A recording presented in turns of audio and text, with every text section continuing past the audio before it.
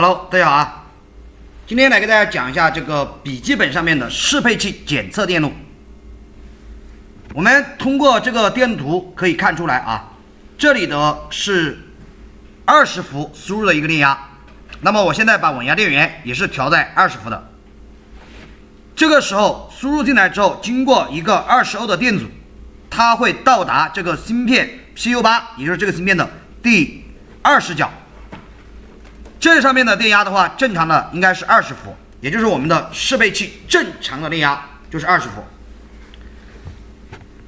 当我们适配器正常的时候，它这里有一个 ACDET 是来侦测我们的适配器电压的。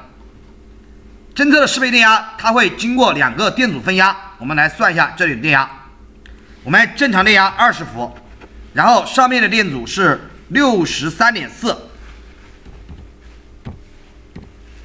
下面的电阻是 12K， 那么这里的电压正常的是 3.18 伏啊，3.1伏吧，好吧。那么这里的正常，我们适配器正常的时候，这里是 3.1 伏。当这2个条件都满足之后，我们就会从这里输出一个低电平的 ACOK。这里为什么是低电平的？是因为这个 ACOK 是打了井号的，代表低电平有效。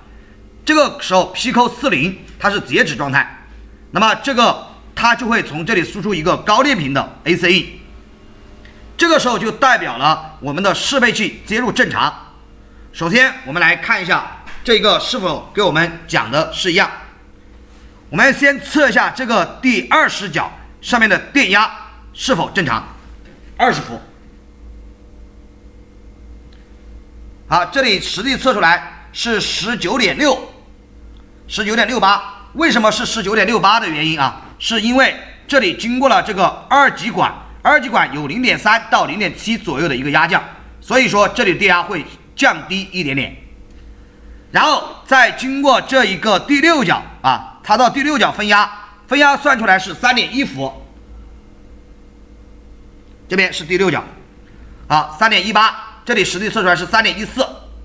那么这个时候代表适配器供电和适配器检测都是正常的。那么我们这个时候呢，在 PQ40 的这一个第3角就可以测到一个高电平的电压，这个代表适配器 3.3 伏，代表适配器接入是正常的。那么假如说我们的适配器在使用的过程当中损坏，它的电压变低了，会怎么样？我们来看一下。好，我这个时候把适配器的电压调低到12伏，12伏的话就相当于电池的电压。那么这个时候我们的这个 ACE 啊，它就会变成一个低电平，对吧？这个输出就会变成一个低电平。